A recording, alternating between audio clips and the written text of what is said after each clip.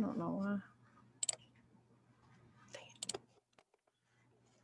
Okay.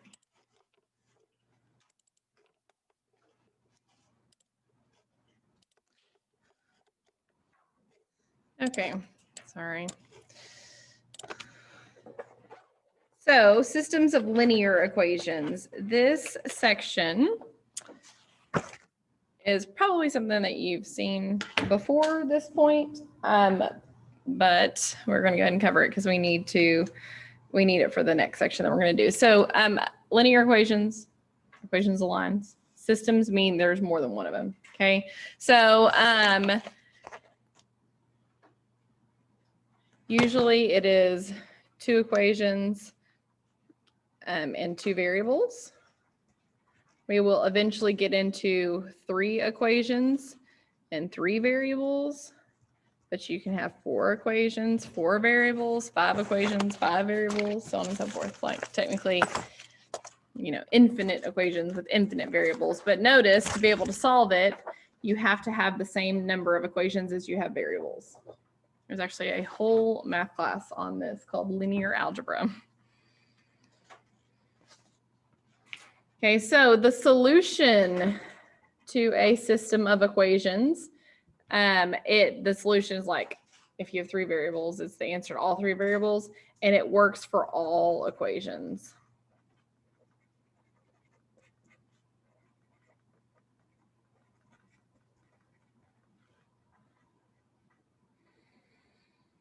So one of the problems that you will see on your homework will be the type of problem where it will say, determine if the ordered pair is a solution to the system.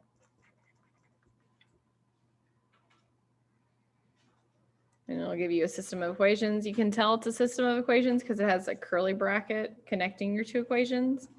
It's only on one side though. And it'll give you two equations. So x plus 2y equals, nope, not 6, equals 2. And x minus 2y equals 6. And let's say the solution is 4, -1.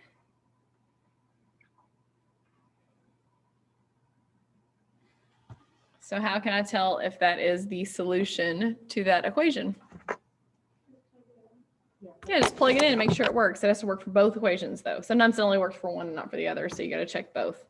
So when I plug in the first one, my x value is 4, my y value is -1. So 4 plus 2 times -1, does that equal 2? Yes, because 4 plus -2 equals 2. When I plug it into the bottom equation, 4 minus 2 times -1, does that equal 6? 4 -2 times -1 is +2, so 4 plus 2 does equal 6. So yes, this is the solution for that system of equations because it works for both of the equations. You got to make sure it works for both though.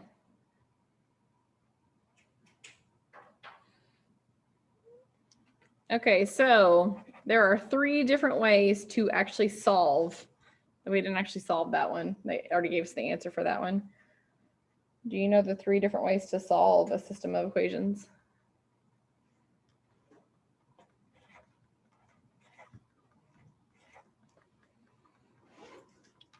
The first way is graphing.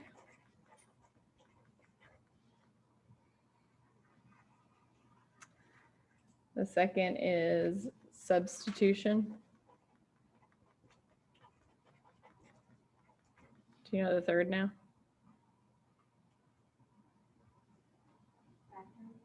Say again? Mm-mm. Elimination. Oh. This is like algebra 1, like before you learn how to factor and all that kind of stuff. Okay, so graphing, substitution, and elimination. Okay, so graphing is not super beneficial, not the easiest way to do it. We're going to do one with graphing. and you'll see why it's not super helpful. The good thing about graphing though is graphing gives you a picture of your answer. And so you can kind of get an idea of what's actually going on here. Okay, so our first problem we're going to do is the problem x plus, that problem we just did, plus 2y equals 2, and x minus 2y equals 6.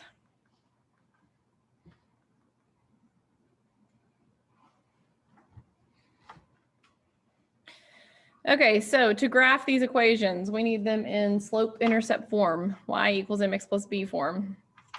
So we need to solve both equations for y. When I solve the first equation for y, I'm going to subtract x and divide by 2. So I get y equals negative 1/2 x plus 2 divided by 2 is 1. Kind of did a couple steps in my head there. But I subtracted x from both sides, and then I divided everything by 2. For the other one, I need to subtract x and divide everything by negative 2. So I would end up with y equals negative x divided by negative 2 would be positive 1/2 x. 6 divided by negative 2 would be negative 3.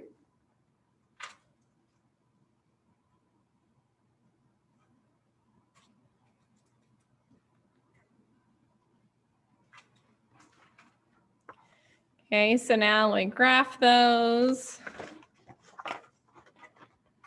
So I'm going to draw my coordinate plane, my x and y axis. To graph the first one, the y-intercept is 1, so I'm going to start at the y value of 1 and put a dot there.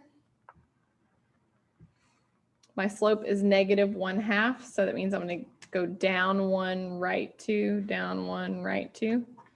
So down 1, right 2.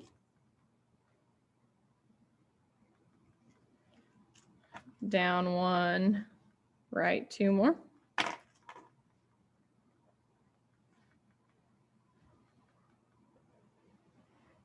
You could also go up 1, left 2.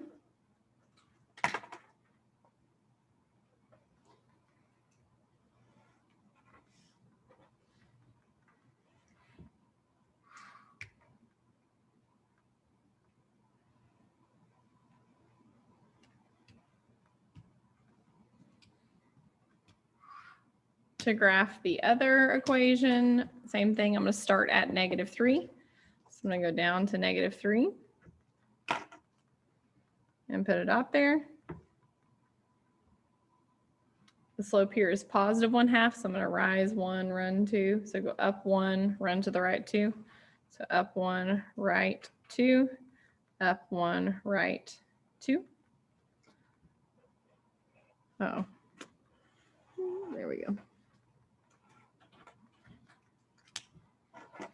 And your solution here is the one point that they both have, the intersection. So this is the solution.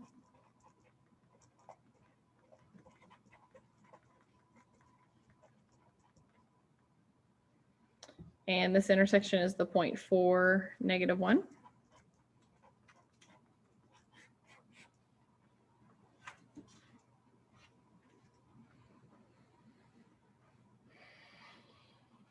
Okay, so in most cases, your answer is an ordered pair. I mean, like every time you have an answer, your answer is an ordered pair. Sometimes we have like no solution or like infinite solutions. And those situations would be the time you have no solutions, means you never have an intersection. When would you never have an intersection? Yeah, if you have parallel lines never intersect. So if we had parallel lines, for example, like this and like that, I don't know, I'm making it up. This would be like y equals, let's say, x plus 4, and this is y equals x minus 2. Like if I was going to graph that solution, that system of equations, they both have the same slope, so they're parallel lines.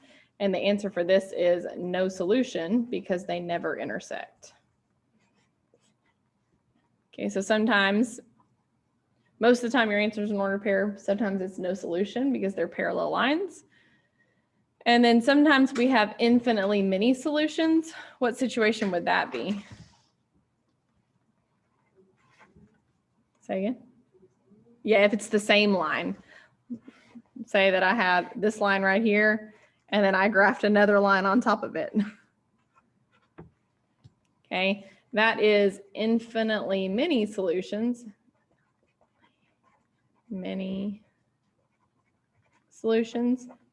It is not, negative infinity to positive infinity though. It's not all solutions, because is this ordered pair way over here an answer?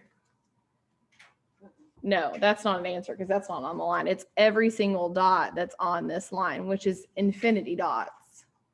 Does that make sense? So that's why we don't put like all real numbers or all solutions here. It's just there are infinity answers. It's just a specific set of those answers.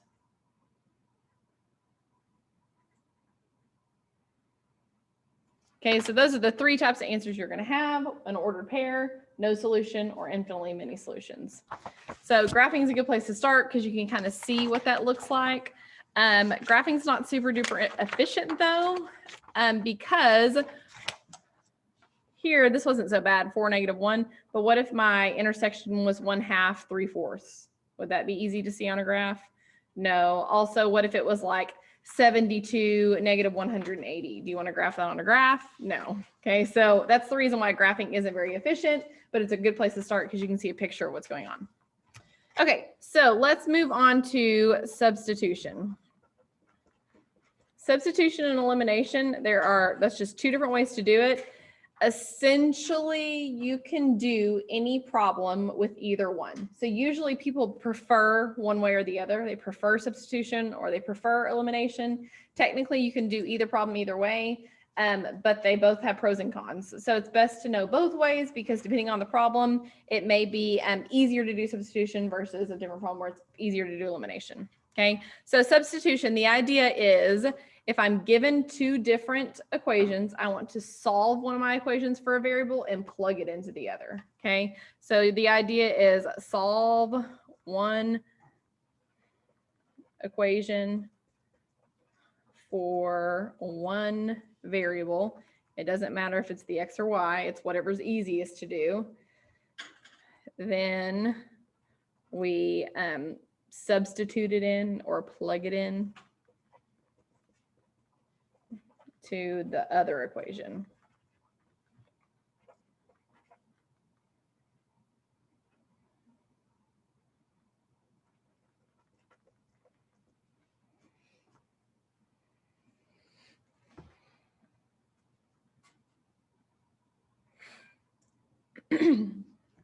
So for example, if I had the problem 5x minus 4y equals 9 and x minus 2y equals -3.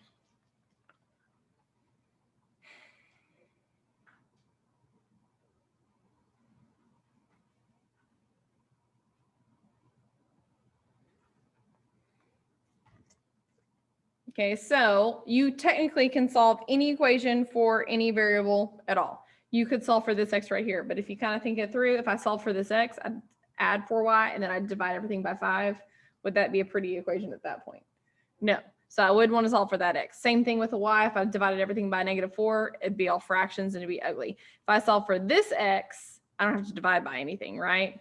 So that's kind of the goal here is pick the variable that's the easiest to solve for and makes the prettiest equations. So if I solve this equation for x, that would be like adding 2y to both sides. And so it's x equals -3 plus 2y. So all I did was solve this equation for x. And now I have x equals -3 plus 2y. That's what I'm going to plug in for x in my other equation. So I get 5 times -3 plus 2y. So I'm plugging in for x here, and then minus 4y equals 9.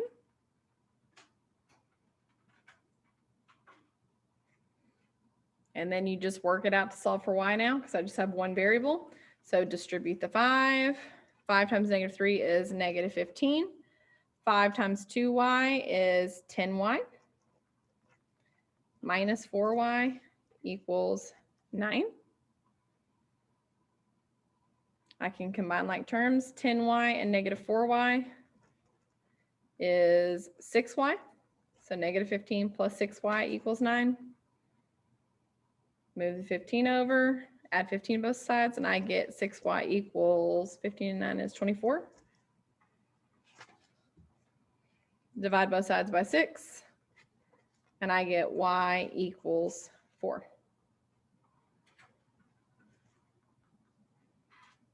That is half of your answer, right? That's the y value. How am I going to find the x value? Plug it back in. That's actually called back substituting. So like I think on Math Excel, if it's giving you hints, it'll tell you like to back substitute. That's what that means. So you can pick any equation here. You can pick the top equation, you can pick the bottom equation, or you can pick your new equation. Heads up, new equation is the easiest one to plug it into, because when you plug it in, x equals negative 3 plus 2 times 4. You've already solved it so that you can just like add up those numbers. So this is negative 3 plus 8, which is 5. So your answer is an ordered pair, x comma y. So 5 comma 4 is your answer. So again, quick recap. Take an equation, pick any equation, solve it for any variable, pick the easiest one you don't have to divide by anything. Take that new equation that you find, substitute it into the other equation, and then work it out. If you substituted it in for y here accidentally instead of x, you can't work it out because you still have x's and y's. The goal is to get one variable so that you can solve it. Okay, let's do another one of those.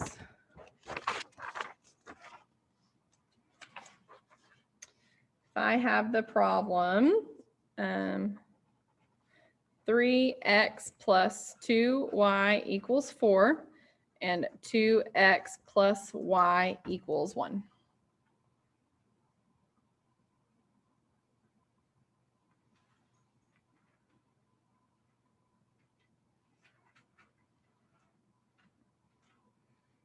So which would be easiest to solve for? Which equation, top or bottom? Bottom. Bottom, x or y? Y. To solve for y, yeah, because all you have to do is subtract 2x. So my new equation, when I subtract 2x, is y equals 1 minus 2x. That's what y equals. You're going to plug that in to y on the other equation. So this becomes 3x plus 2 times 1 minus 2x equals 4.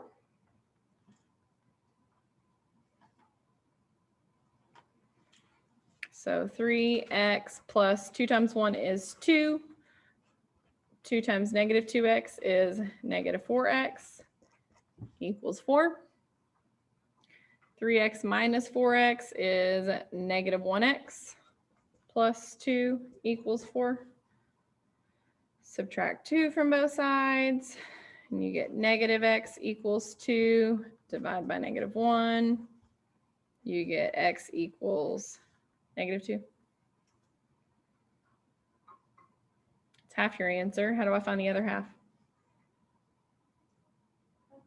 Plug it back in any of the equations. The two original ones or your new one. It's easiest if you plug it in your new one. So let me plug it in my new one. Y equals 1 minus 2 times negative 2. Negative 2 times negative 2 is positive 4. So 1 plus 4 is 5. Write your answer as an ordered pair. Negative 2, comma 5 is your answer.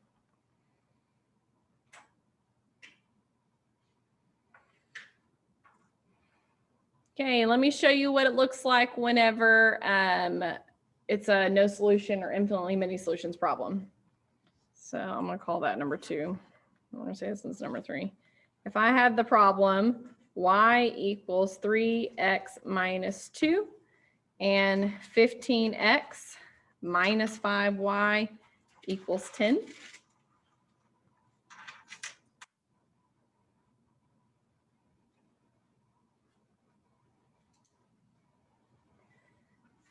Okay, notice, do we have to pick an equation to solve for a variable? It's already done for you. This is the situation, like this specific situation is when it's perfect for substitution because half the work's already done for you. All you have to take is plug this in for y right here. Okay, so when I plug it in, I get 15x minus 5 times 3x minus 2 equals 10. Distribute the negative 5. I get 15x. Negative 5 times 3x is negative 15x. Negative 5 times negative 2 is positive 10 equals 10. What's 15x minus 15x? They cancel out at 0, right? So I'm just left with 10 equals 10. This is what happens when it's no solution or infinitely many solutions. Your x's cancel out and you're left with two numbers here. If your numbers make a true statement, does 10 equal 10? Yes. Or if I subtracted 10 from both sides, I would get 0 equals 0. Okay. So if it's a true statement, if this is equal, that it means that your two equations were the same starting off with. This is infinitely many solutions. You can also say many solutions if you want to. Or infinity sign and then many solutions. The other situation, the no solution, you would be left with like 5 equals 10. Does 5 equal 10? No. If you subtracted 5 from both sides, you would have 0 equals 5. That still doesn't work out. So if they don't equal, that's when it's no solution. Does that make sense? Okay. So that is substitution. That is one way to do it. If you have an equation solved for a variable already, that is the quickest, easiest way to do it, okay? If you have a situation like we had on number 2, where one of our variables doesn't have a coefficient or just has a coefficient of 1 in front of it, that's a situation where substitution is pretty good. If this was like 2x plus 5y equals 1, you don't really want to solve that with substitution because you're going to have a fraction and you're going to have to do a lot of work with fractions, which is kind of a pain in the rear. So that's why we have the third way of elimination. Most people call this elimination. I believe the textbook actually calls it addition, the addition method or something like that. Elimination, the idea is you add your two equations together. So the idea is I'm going to add the two equations together. And I want to manipulate it so that when I add the two equations together, my x's cancel each other out, come up to be 0, or my y's do, one or the other, okay? So we want to add our two equations and we want to manipulate it so that a variable cancels out. That's the goal, is to get one of the variables to go away so that we can solve for the other.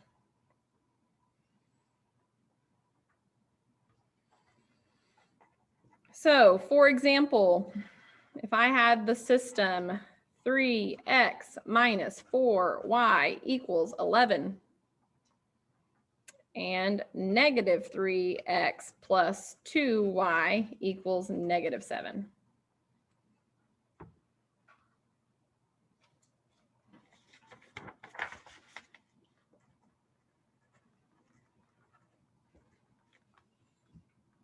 Okay, first of all, to add your equations together, they have to be in the same form. So usually we have our x's first, and then we have our y's, and then we have our equal signs, and then we have our numbers. This is called standard form. Yeah, standard form or general form, you know, depending on your textbook. So it has to all be lined up. And then from there, you're kind of looking at it to see if maybe do they already cancel out. So if I was going to add these two equations together right now, 3x plus negative 3x. Those cancel out. That gives you 0, right? So this is one that's already set up for us so that we don't have to do anything. We didn't have to manipulate it. They just go ahead and add together. What about negative 4y and 2y? Gives us negative 2y equals, what about 11 minus 7? 5. 4. I was going to say, I don't want it to be 5. Thank you. I'm glad it's not 5. It's 4. Because now, how do I solve for y? Like this is a super easy equation to solve. How do I solve for y? Divide both sides by -2. And I get y equals 4 divided by -2, which is -2. How do I solve for the other letter for x? Back substitute it, plug it back in. You can pick the top equation or the bottom equation. Which one? I always just pick the one that looks easier. Which one looks easier? Yeah, I'm gonna pick the bottom. It doesn't matter though, really. So I'm going to take the y equals -2 and I'm gonna plug it back into my bottom equation. -3x plus 2 times -2 equals -7. -3x minus 4 equals -7.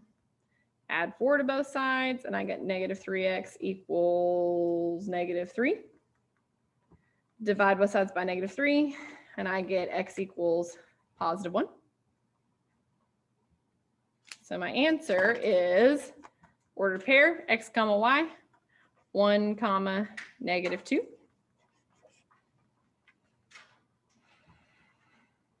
Okay, so if you're gonna like compare the two, one thing you might notice is this was super fast at the beginning, but the end was a little bit more work. Substitution is more work at the beginning, but the end, oh, here you go. More work at the beginning, but the end is a lot faster.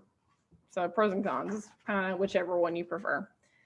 Okay, so that was one that worked out on its own. Sometimes we have to manipulate the equations to make them cancel out, okay? So our goal is to pick a letter, and you want one of them to be positive and one of them to be negative, and they need to be the same number because -a plus +a equals 0, right? So same number, one's negative, one's positive. So let's do another one. Let's do one that we have to manipulate a little bit. If I have the problem,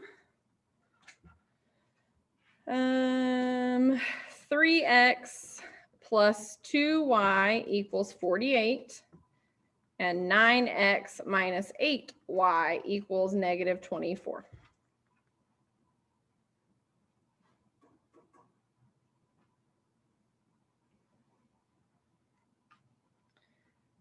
Okay, so if I was going to add these together as is right now, would anything cancel out? No, because 9 plus 3 is 12. 3x plus 9x is 12x. 2y and -8y is -6y. So nothing currently cancels out.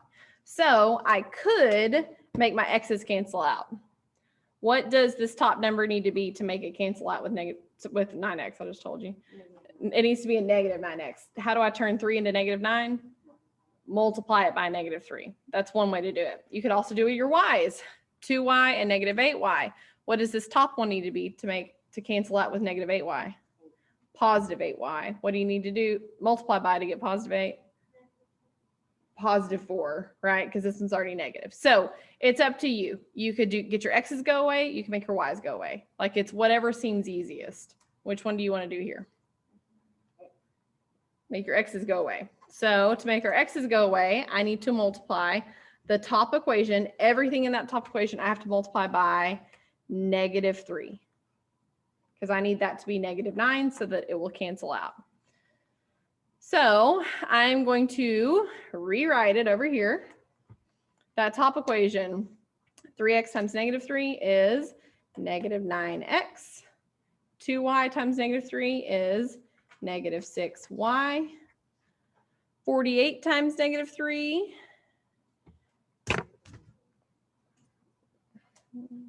is 48 times 3, -144. I'm going to rewrite the bottom equation underneath it.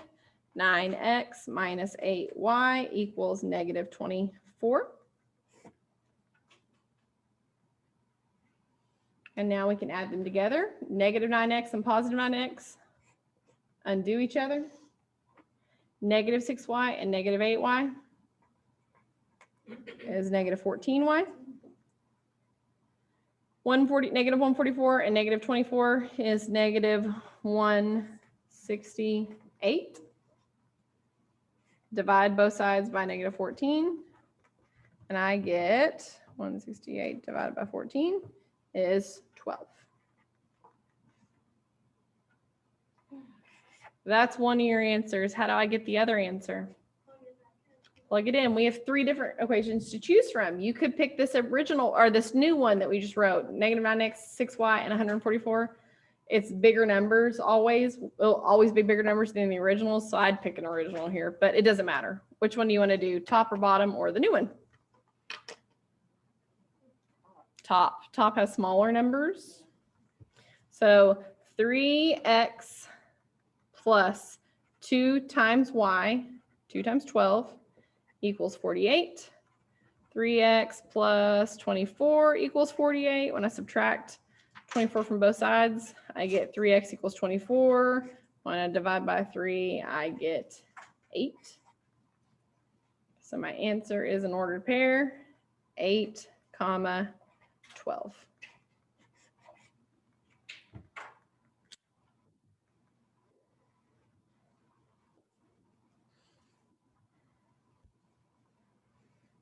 Questions about that?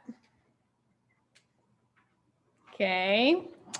So like, I think you could probably notice both of these you would not want to solve with substitution, because when you tried to solve for an X or for a Y here, it would just be a lot of fractions here. Okay. So usually when you have a lot of coefficients in front of your X's and Y's, it's just easier to do elimination on those. I actually like substitution better, but it's awful for these. Let's do one where we have to work a little harder to do elimination. So if I had this problem, 3x minus 4y equals 11, and 2x plus 3y equals negative 4.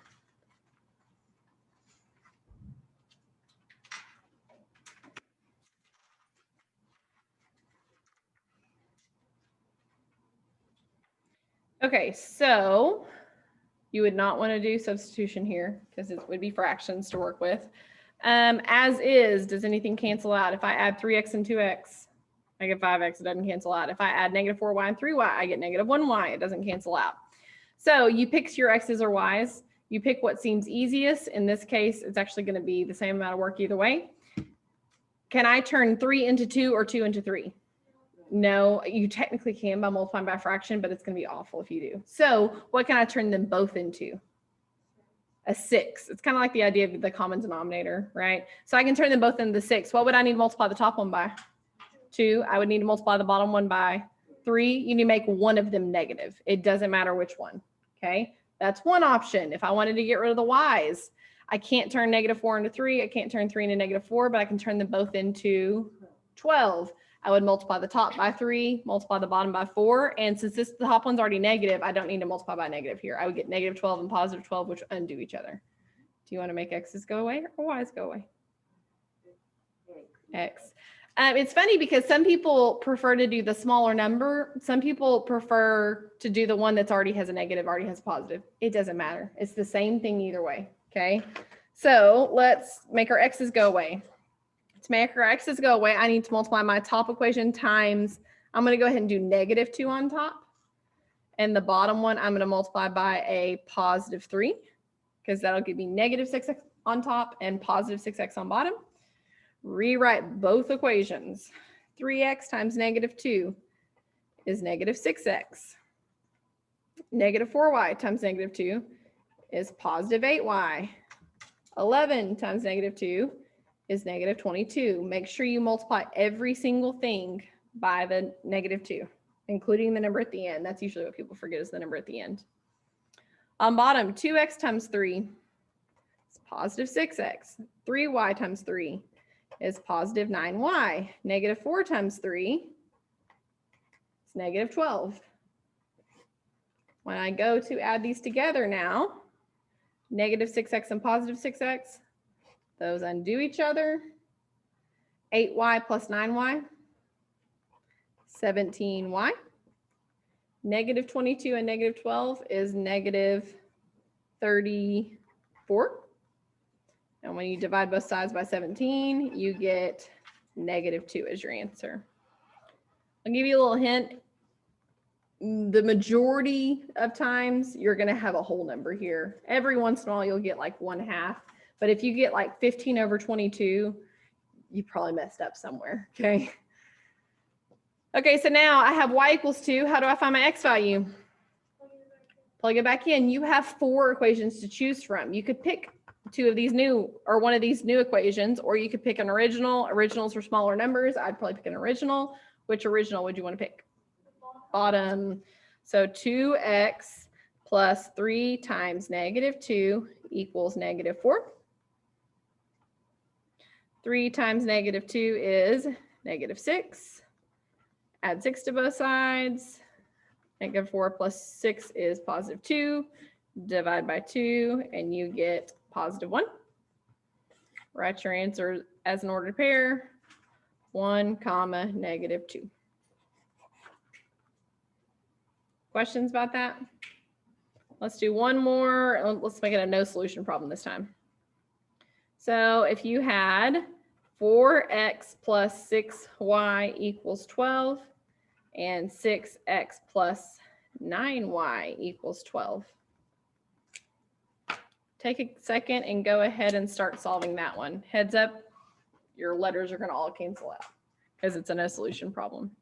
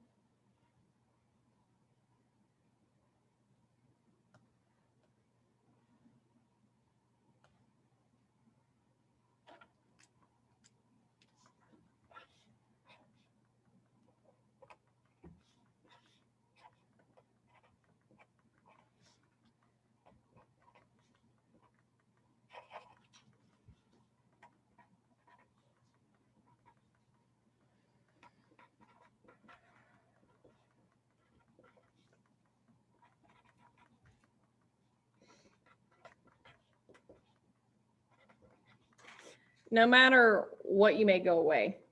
I made my x's go away and I turned them into the number 12. You could turn them into the number 24. You can make your y's go away. You could turn that into 18, or you could even like multiply by 9 and by 6 and 54. It doesn't matter. Like, you should end up with 2 things that are exactly opposite that are going to cancel out here, 2 things that are exactly opposite that are going to cancel out here, and you get 0 on that side.